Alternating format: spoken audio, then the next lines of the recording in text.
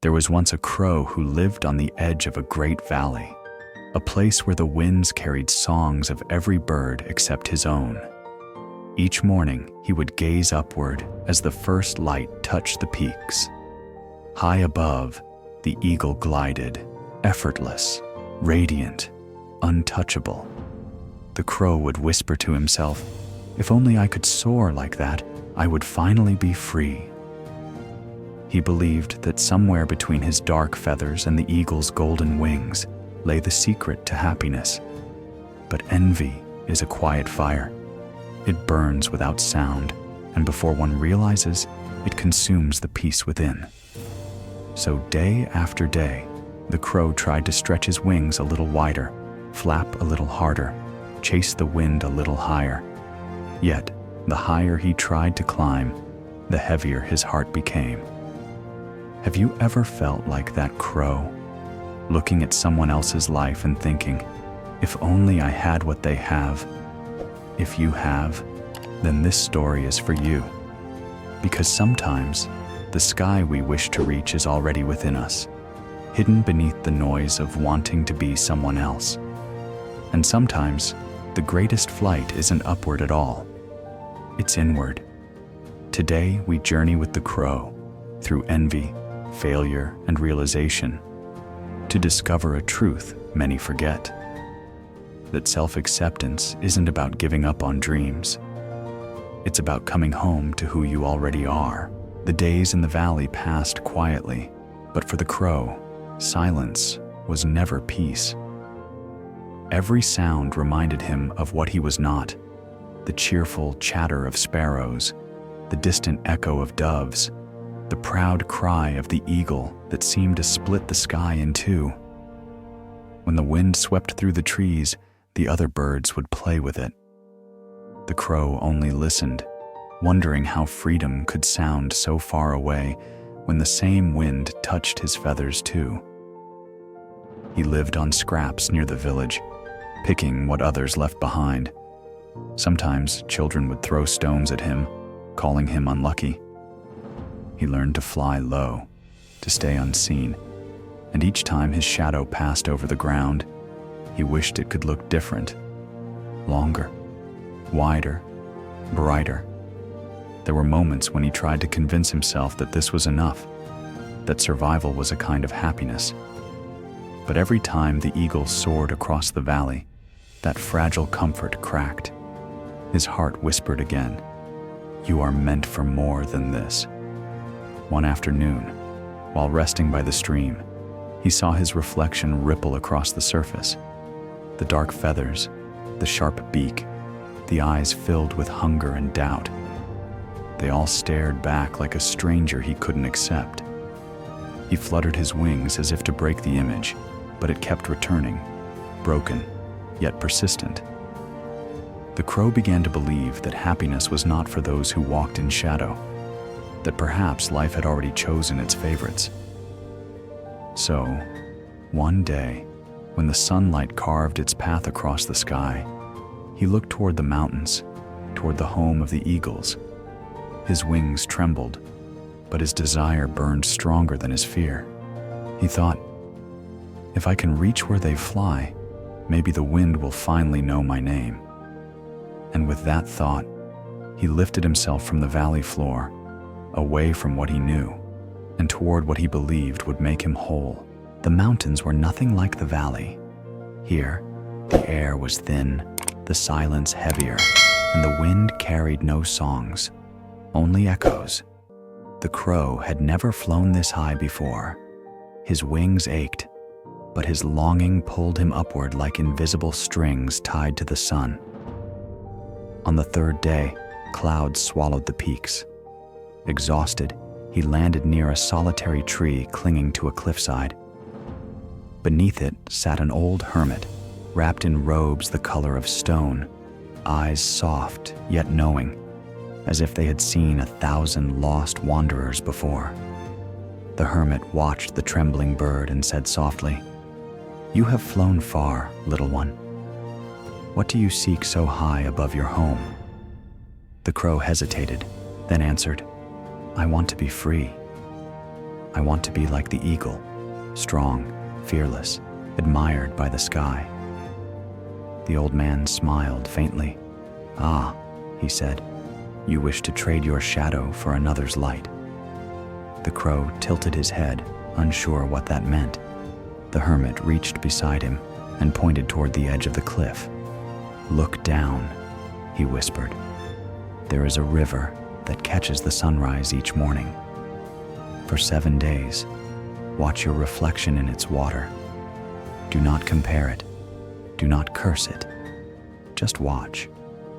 The crow frowned. "How will that make me an eagle?" The hermit's eyes glimmered with amusement. "When the river accepts the mountain's dirt, it becomes clear. When you accept yourself, you will fly differently, even with the same wings." The crow said nothing more. He didn't understand, but something in the old man's tone quieted him, the way distant thunder promises rain without proof. When dawn broke the next morning, the crow found the river the hermit had spoken of. Its surface shimmered gold beneath the rising light. He perched by the bank and stared into it. But the reflection that looked back still felt like a stranger. And though he had promised to stay for 7 days, his heart still whispered, "Maybe I'll find my answer higher, where the eagles live." The morning sky stretched wide and silver, promising calm. Yet inside the crow's chest a storm was gathering. He had done as the hermit said, watched the river, listened to its hush. But still the reflection mocked him. "This will not change me," he thought. "I was not born for watching water. I was born to touch the clouds," so he climbed, higher than he ever had, past the ridges where the air thinned and the trees surrendered to stone. Every feather shivered in the cold wind, but pride warmed him from within. He imagined the hermit watching from below, smiling when he finally became what he longed to be. At the edge of a precipice, he spread his wings. Below him, the valley seemed small, the river a ribbon of glass. Above, an eagle glided, silent, certain, sovereign. The crow's heart pounded. "Now," he whispered, "the sky will see me." He leapt. For one breath, he believed he belonged there. The wind roared beneath him, and sunlight burned on his feathers like gold. But then, the gust changed. The air grew wild, tumbling him sideways. His smaller wings fought to hold the wind that the eagle mastered with ease. He spiraled downward, feathers scattering like dark rain. He struck the side of the mountain and slid into a narrow crevice, dazed. Pain throbbed through his wing, sharp, humbling. The echo of the hermit's words drifted back through the canyon of his mind. When you accept yourself, you will fly differently, even with the same wings. For a long while he lay there, staring at the slice of sky between the rocks. It seemed impossibly distant now, almost cruel in its beauty. He wondered if the sky had rejected him, or if he had never truly known how to meet it. When dusk finally crept in, he gathered what strength he had and limped toward the shadowed path below. Not defeated, but uncertain, carrying for the first time a question heavier than his wound. What if I was never meant to be an eagle at all? The crow's wing healed slowly. Days bled into nights as he wandered the high slopes, nursing his pride more than his wound. The mountain was silent, yet inside his chest the old noise returned, that restless hum that whispered, "You are not enough." One afternoon, he saw a shadow sweep across the snow. Looking up, he caught sight of an eagle's nest carved into the cliff, vast and golden under the sun. 2 eaglets perched near the edge, waiting for their mother. The crow's heart leapt. Here was his chance to belong, to prove he was worthy of the sky. He limped closer, calling softly, "Let me help you. I can guard the nest. The eaglets tilted their heads, unsure. Before they could answer, the mother eagle descended like thunder. Her wings blotted the sun as she landed between them. Her voice was sharp, but not cruel. The wind carries every bird it makes. It needs no impostors. The crow lowered his eyes. I only wanted to learn. The eagle studied him for a moment, then said, "The sky does not teach by imitation." And with one sweep of her wings, she rose again, carrying the light with her. Left alone, the crow felt the chill of the mountain seep through his feathers. He tried to sing, but no sound came. He looked down at the valley he had left behind, so small, so far, and wondered if it still remembered him. When the first drops of rain began to fall, he sought shelter under a rock ledge. Below him, water flowed through cracks in the stone, whispering to the river below. He recognized it, the same river the hermit had spoken of, the same one he had ignored. As the rain thickened, he felt something loosen inside him, not forgiveness, not yet, but the faint relief of surrender. Maybe the sky wasn't angry with him. Maybe it was waiting for him to stop fighting it. He followed the trickling water down the slope until it joined the river, its surface shimmering with the reflection of clouds. He watched as the drops from the storm merged with the stream, losing their shapes, finding peace and belonging. The crow sat quietly by the bank. For the first time, he didn't think of flying. He only watched. The rain slowed to a drizzle. The river widened before him, its surface trembling under the weight of fading drops. The crow watched the ripples spread and vanish, one after another, until the water began to still.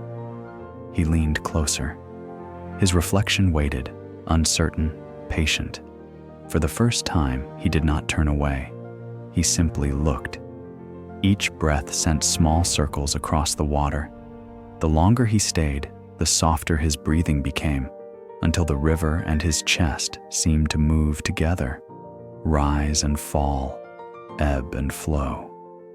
He began to notice what he had never seen, the subtle sheen in his feathers when the light touched them, the strength in the wings he had cursed, the quiet rhythm of life that had carried him this far. The more he looked, the less he compared. He remembered the hermit's words. When you accept yourself, you will fly differently, even with the same wings. The sentence returned like a whisper from the stones, not demanding belief, only attention.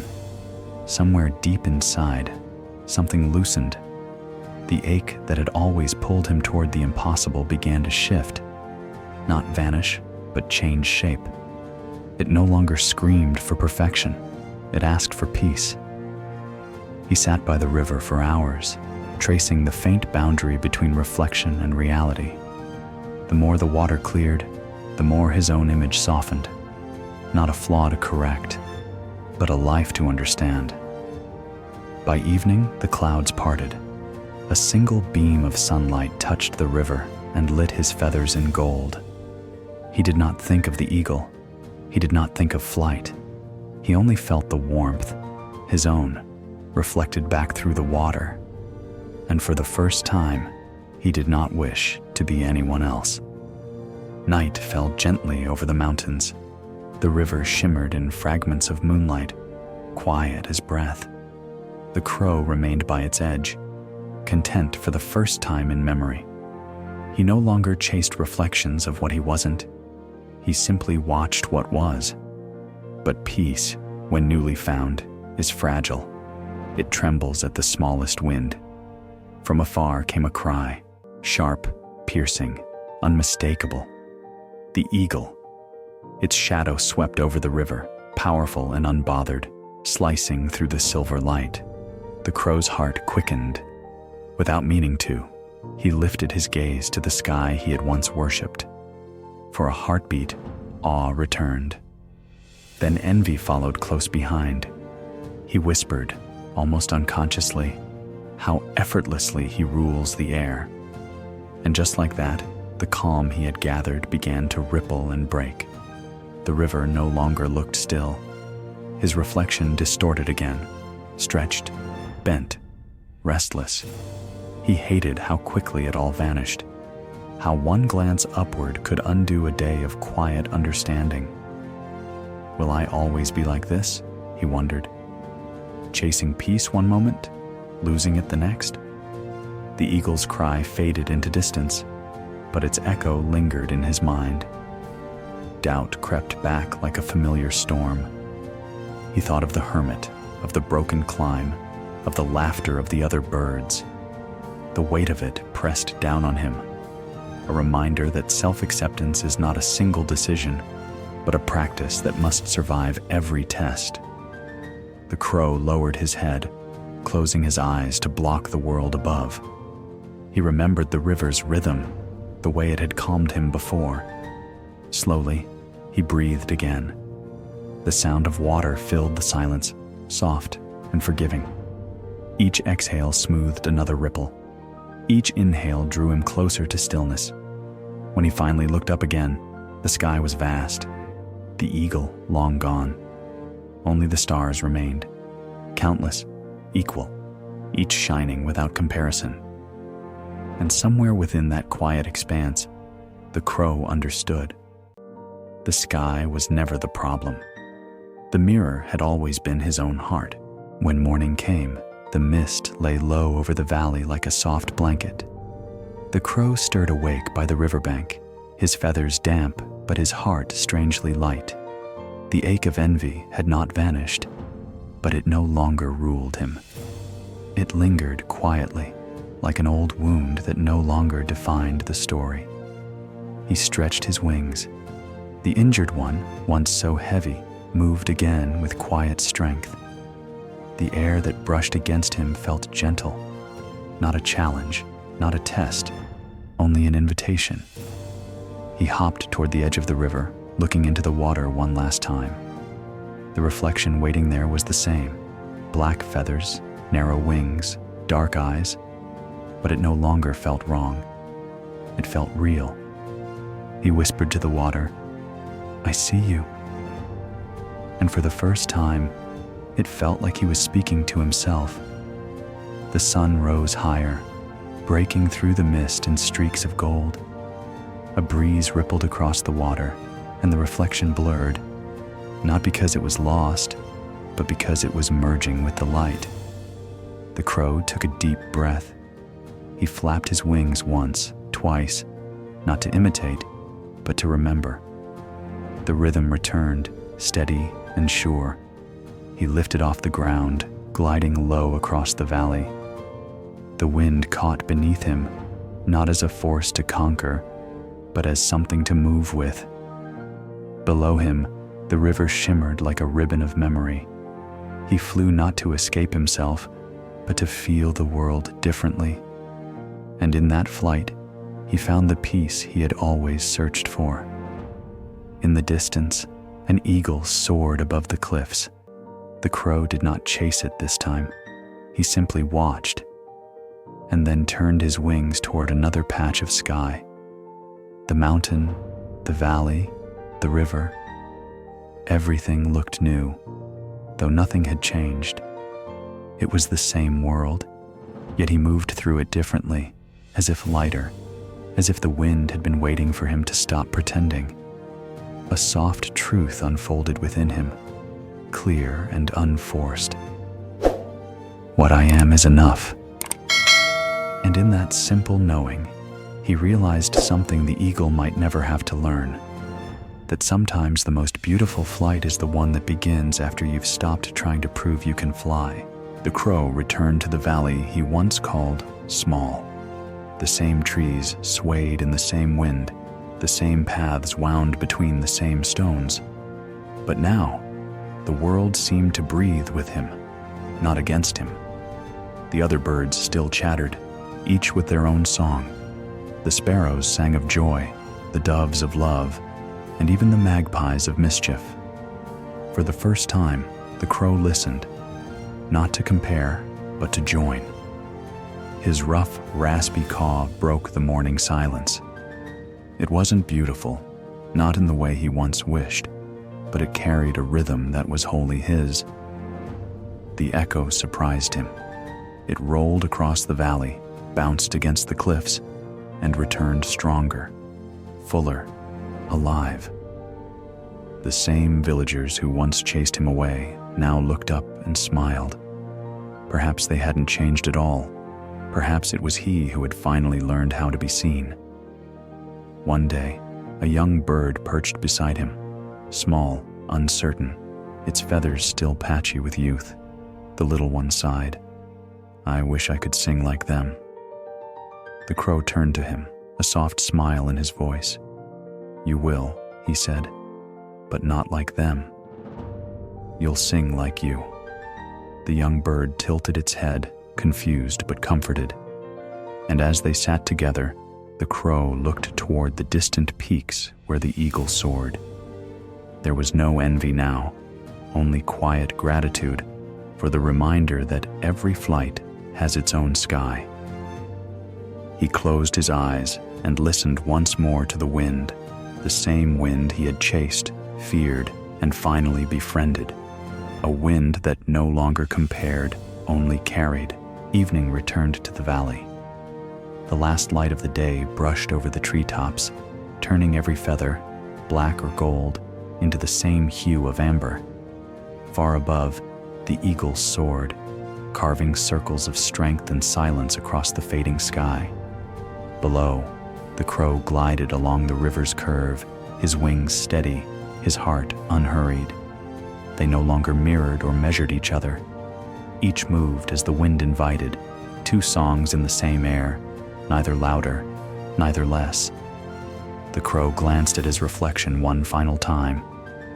The river caught his image and returned it without distortion. He didn't turn away. He simply watched it ripple, knowing that beauty was never meant to be compared, only noticed and lived.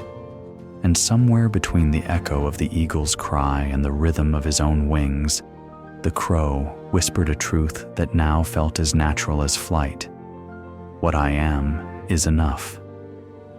If you have ever felt like that crow, wishing your wings looked different or your song sounded sweeter, remember this: the sky does not ask for perfection. It only asks you to rise as you are. You've been listening to Uplyft Tales, where stories remind us that self-worth isn't something we find in others. It's something we awaken within.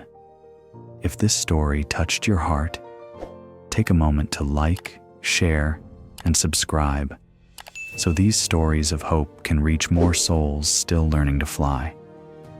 And if you felt the truth of this tale, leave just one word in the comments: enough. It's more than a word. It's a reminder that who you are is already whole.